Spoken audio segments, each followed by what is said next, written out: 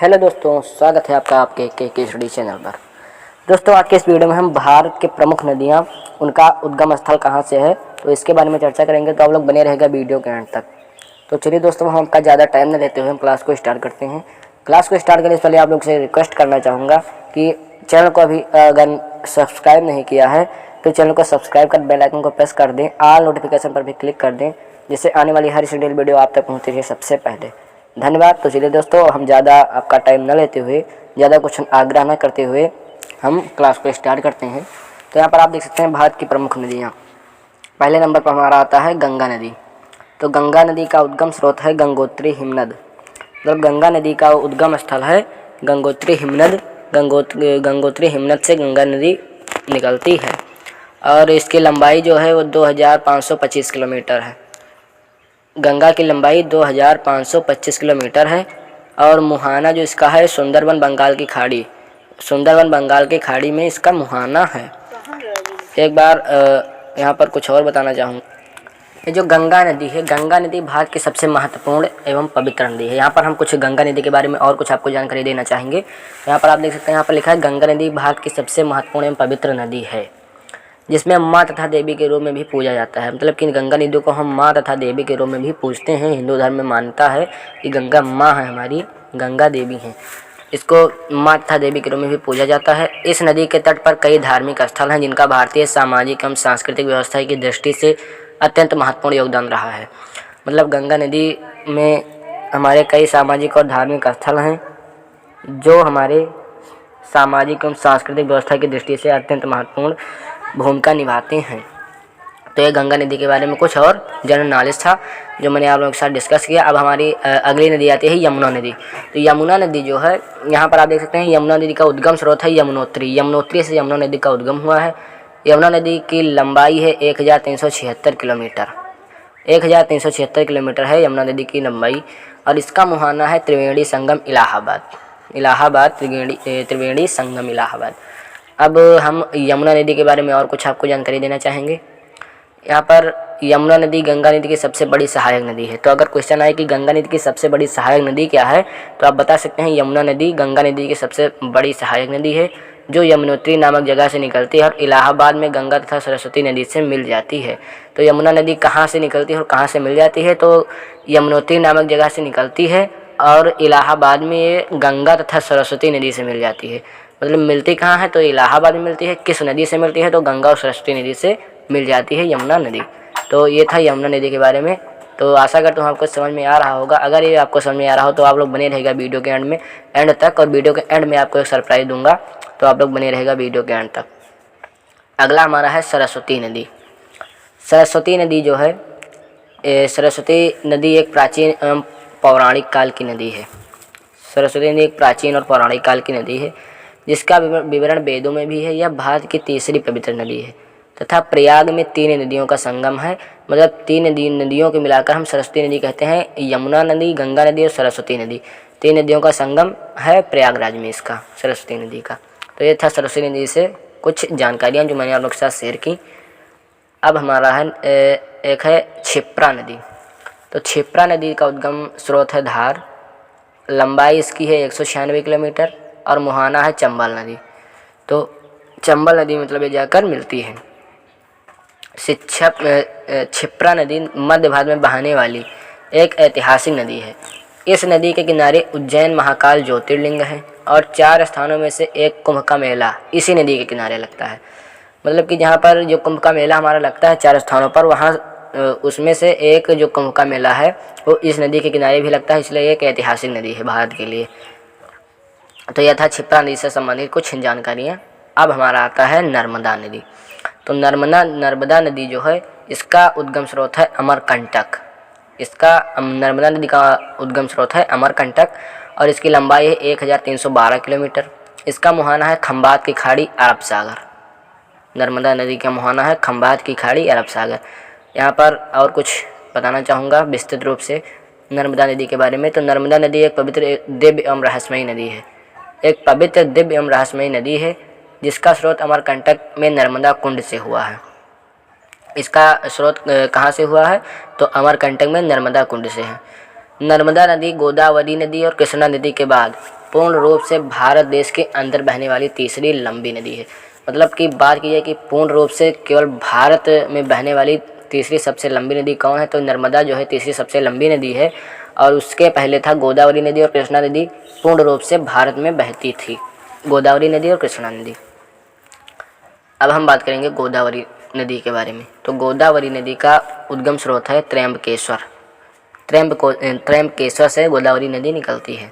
इसकी लंबाई है 1465 किलोमीटर। इसका मुहाना है बंगाल की खाड़ी। बंगाल की खाड़ी में जाकर ये मिलती है। गोदावरी नदी जो है बंगाल की खाड़ी में मिलती है। तो अब हम विस्तृत जानकारी कुछ प्राप्त करेंगे गोदावरी नदी के बारे में। यहाँ पर देख सकते हैं आप गोदावरी नदी, जिसे दक्षिण गंगा भी कहा जाता है। मतलब गोदावरी नदी को दक्षिण गंगा भी कहा जाता है। महाराष्ट्र में नासिक जिले से निकलती है, आंध्र प्रदेश से बहते हैं, बंगाल की खाड़ी में जाकर मिलती है। तो यह था गोदावरी नदी के बारे में कुछ इम्पोर्टेंट जानकारियाँ। अब हम बढ़ते हैं कावेरी नदी की तरफ। कावेरी नदी का उद्गम स्रोत है ताला कावेरी। ताला कावेरी से कावेरी नदी निकली है, जिसकी लंबाई है 760 किलोमीटर। कावेरी नदी की लंबाई है 760 किलोमीटर और मुहाना इसका है कावेरी डेल्टा, बंगाल की खाड़ी। मतलब कावेरी नदी भी कावेरी डेल्टा में बंगाल की खाड़ी के पास जाकर मिल जाती है। कुछ विस्तृत जानकारी कावेरी नदी के बारे में। कावेरी नदी दक्षिण भारत में गोदावरी और कृष्णा के बाद तीसरी सबसे बड़ी नदी है, जो मैंने अभी आप लोगों को बताया। कावेरी नदी दक्षिण भारत में गोदावरी कृष्णा के बाद तीसरी सबसे बड़ी नदी है। इस नदी के किनारे बसा तिरुचिरापल्ली शहर हिंदुओं का प्रसिद्ध तीर्थ स्थल है। तिरुचिरापल्ली शहर हिंदुओं का प्रसिद्ध तीर्थ स्थल है और जो कि इसी कावेरी नदी के किनारे बसा है। अगला हमारा पॉइंट है कृष्णा नदी। तो कृष्णा नदी का उद्गम स्रोत है महाबलेश्वर। महाबलेश्वर से कृष्णा नदी का उद्गम हुआ है। इसकी लंबाई है 1290 किलोमीटर। इसका मुहाना भी बंगाल की खाड़ी है। मतलब ये भी बंगाल की खाड़ी में ही जाकर मिल जाती है कृष्णा नदी भी। बात करेंगे कृष्णा नदी की कुछ और विस्तृत जानकारी देने की। तो यहाँ पर आप देख सकते हैं कृष्णा नदी महाबलेश्वर पर्वत से निकलती है और बंगाल की खाड़ी में जाकर गिरती है। इस नदी को हिंदुओं द्वारा पवित्र माना जाता है और कहा जाता है कि इस नदी में स्नान करके लोगों के सभी पाप का अंत हो जाता है। मतलब अगर कोई कृष्णा नदी में स्नान कर लेता है तो उसके सभी पाप का अंत हो जाता है, ऐसी मान्यता है हिंदू धर्मों में। अब हम बात करेंगे ब्रह्मपुत्र नदी की। तो ब्रह्मपुत्र नदी जो है ये तिब्बत कैलाश पर्वत से निकली है। ब्रह्मपुत्र नदी तिब्बत कैलाश पर्वत से निकली है ब्रह्मपुत्र नदी। इसकी लंबाई है 2900 किलोमीटर, मतलब 2900 किलोमीटर है और शायद ये सबसे लंबी नदी भी है। और मुहाना इसका है बंगाल की खाड़ी। मतलब ये भी जाकर बंगाल की खाड़ी में ही मिल जाती है। तो यहाँ पर ब्रह्मपुत्र नदी के बारे में विस्तृत जानकारी की बात करें तो ब्रह्मपुत्र नदी भारत की एकमात्र नदी है जिसका नाम पुल्लिंग है। मतलब कि अभी तक जितनी भी नदियाँ आई थी वो सब स्त्रीलिंग में थी, लेकिन ये एकमात्र पुल्लिंग ब्रह्मपुत्र नदी है। शाब्दिक अर्थ है ब्रह्मा का पुत्र, अर्थात ब्रह्मपुत्र। नदी एक बहुत लंबी नदी है जिसका उद्गम तिब्बत में कैलाश पर्वत के निकट है।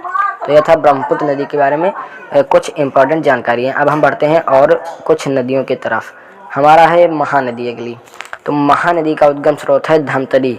धमतरी से महानदी निकलती है। इसकी लंबाई है 885 किलोमीटर और इसका भी मुहाना है बंगाल की खाड़ी। मतलब ये भी बंगाल की खाड़ी में ही जाकर मिल जाती है। महानदी का उद्गम रायपुर के समीप धमतरी जिले से हुआ है। यह छत्तीसगढ़ तथा उड़ीसा राज्यों से होकर विशाल रूप धारण कर बंगाल की खाड़ी में मिल जाती है।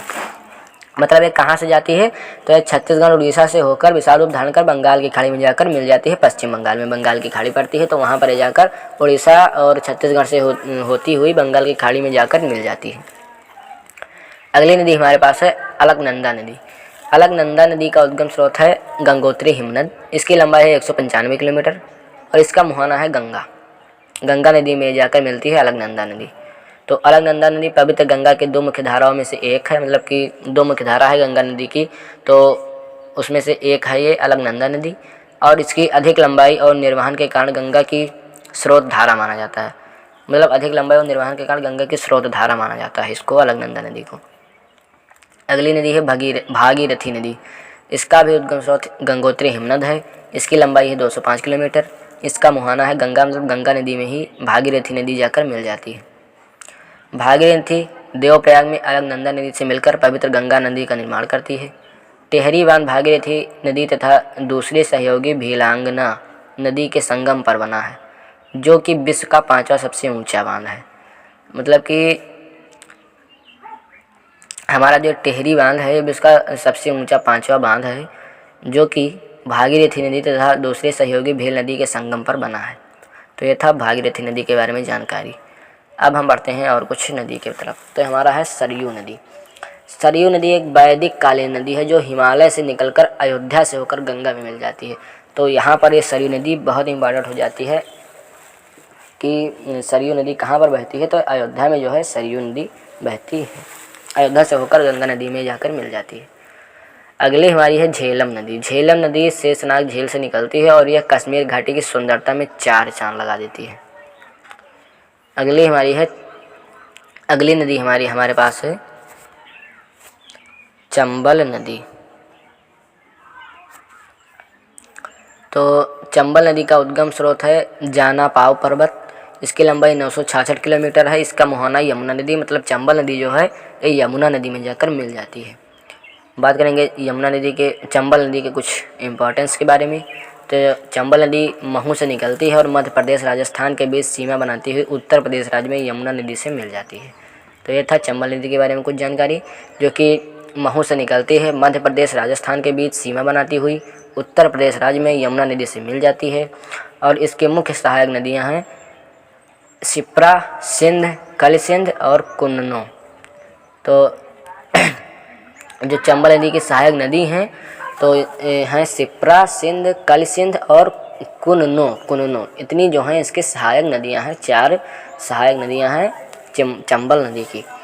तो दोस्तों ये था हमारे पास नदियों के बारे में, जो कि कहाँ से इसका उद्गम हुआ है और कहाँ पर मिली हैं, उनकी लंबाई कितनी है, मतलब सब नदी के बारे में जानकारी थी बेसिकली। तो नदी के बारे में यह था आज का वीडियो, जो कि आप लोगों के लिए बहुत हेल्पफुल होगा अगर आप किसी भी तैयारी कर रहे होंगे। तो आशा करता हूँ आपको वीडियो पसंद आया होगा। अगर वीडियो पसंद आया हो तो प्लीज़ वीडियो को लाइक कर शेयर करें अपने दोस्तों के पास और चैनल को सब्सक्राइब कर बेल आइकन को प्रेस कर दें।